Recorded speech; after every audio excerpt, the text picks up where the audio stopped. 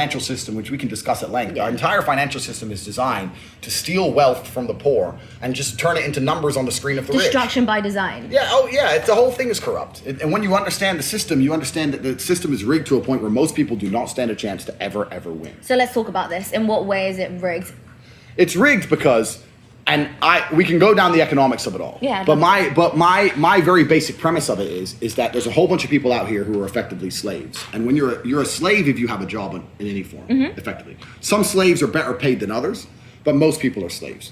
In the days of slavery, what would happen is the slave masters would use control and aggression and influence to convince you to do work for free. So what they could do is they could get work out of you.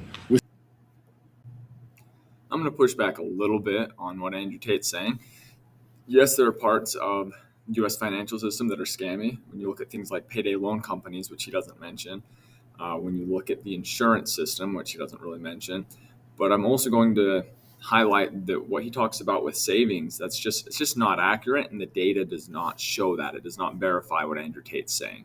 Something that they can generate from the sky, right? They can be aggressive from the sky, influence from the sky, a couple bullets are cheap, whatever it took, and they could get your labor.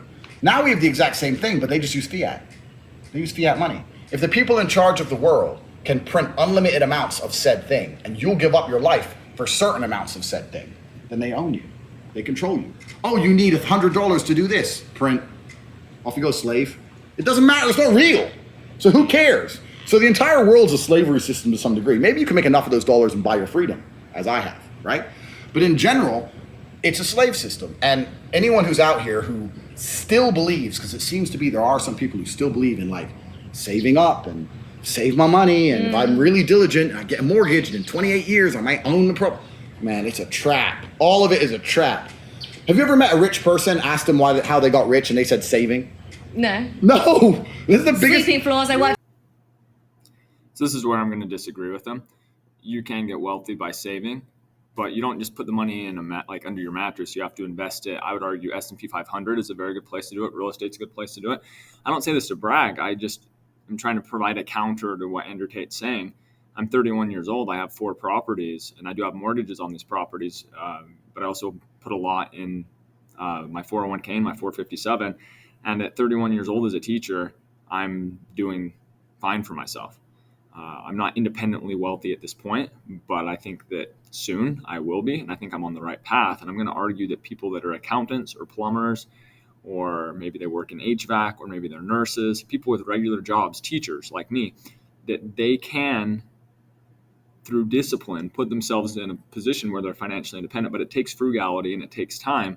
So him just saying that people can't save their way to wealth, that's just not true. Millionaire Next Door suggests otherwise. It does take time. And are they going to be wildly wealthy? Are they going to be having net worths of hundreds of millions of dollars in the future? No. But they can still become millionaires. They can still have a lot of freedom in the future. They can still pass wealth down to their kids. So I'm going to argue that Andrew Tate's being a little overly simplistic when he's saying you can't save your way to wealth. The Millionaire Next Door, Richest Man in Babylon, a lot of books will suggest otherwise.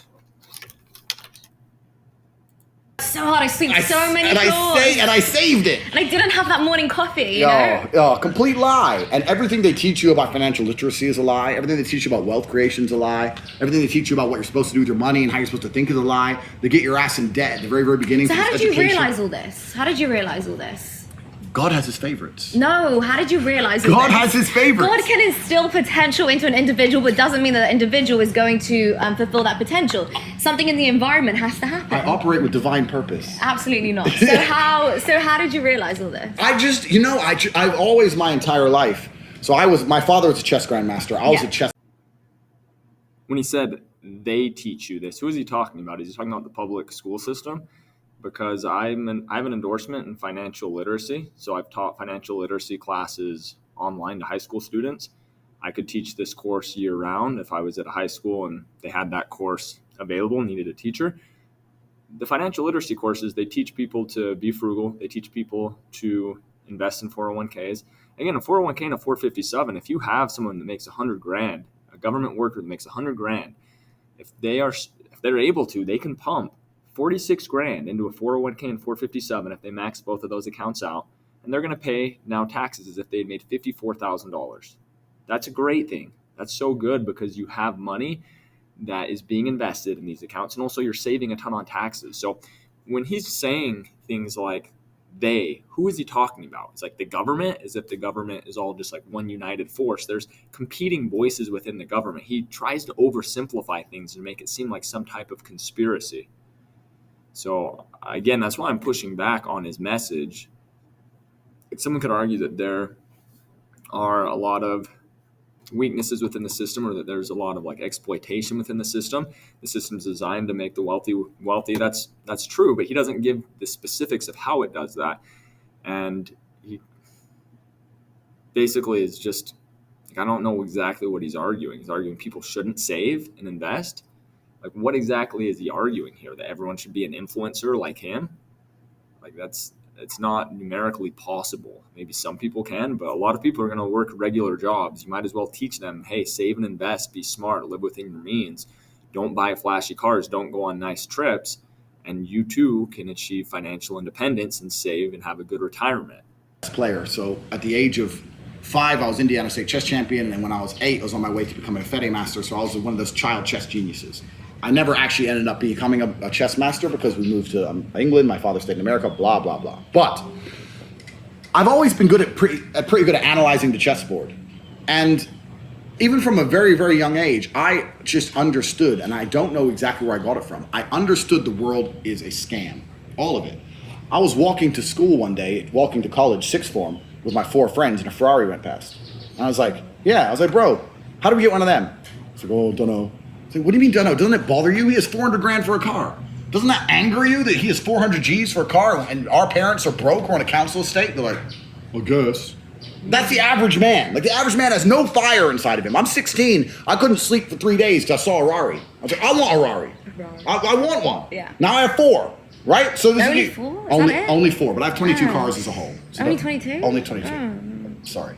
I'm sorry. You'll want that every year you'll I hope you meet a rich man one day. But this is the exact point, right? So I always had the fire inside of me. And what happened is, growing up in Luton especially, all the Asian boys who were driving these fast cars, when you go to a petrol station at 3 a.m. and a Lambo and a Rari pull up, you know they're done dealing drugs. Yeah. You don't look at them and go, he worked hard in school. No way. Got that A. No, exactly. So I always had an intrinsic understanding that the only way to truly get rich is to break the system in some degree.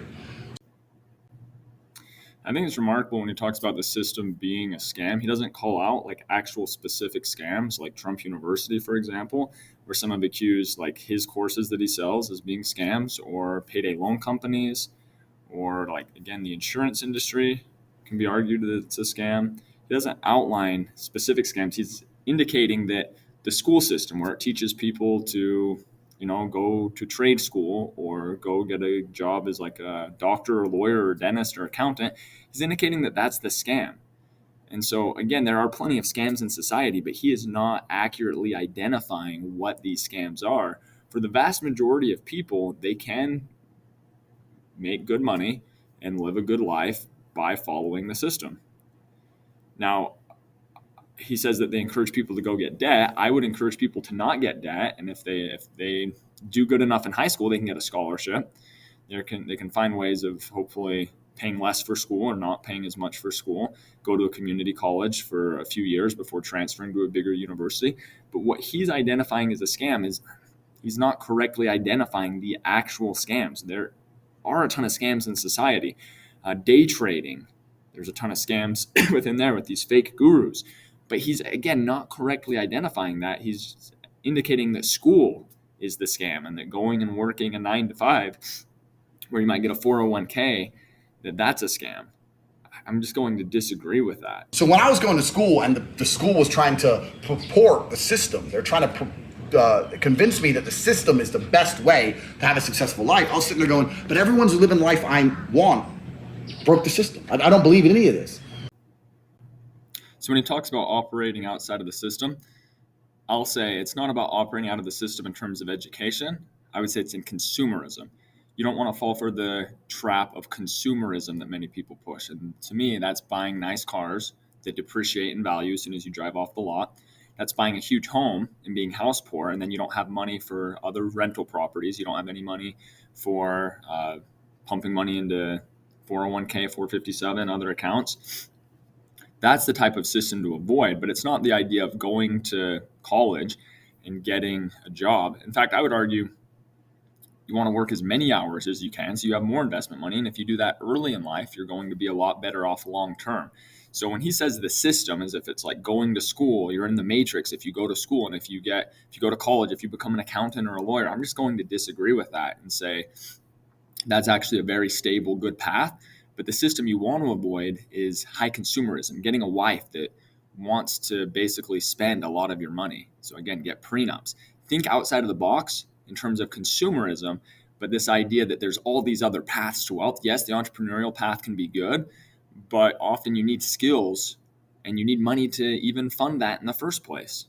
Andrew Tate saying like what is he recommending for people? Not everyone can just become an influencer and marketer. Not everyone was a world famous kickboxer before. Good for him, but for a lot of regular people that don't have that kind of outreach, they have to follow a system of honestly gaining good skills, maybe going to trade school or getting a degree so that they have the skills to earn money in the first place.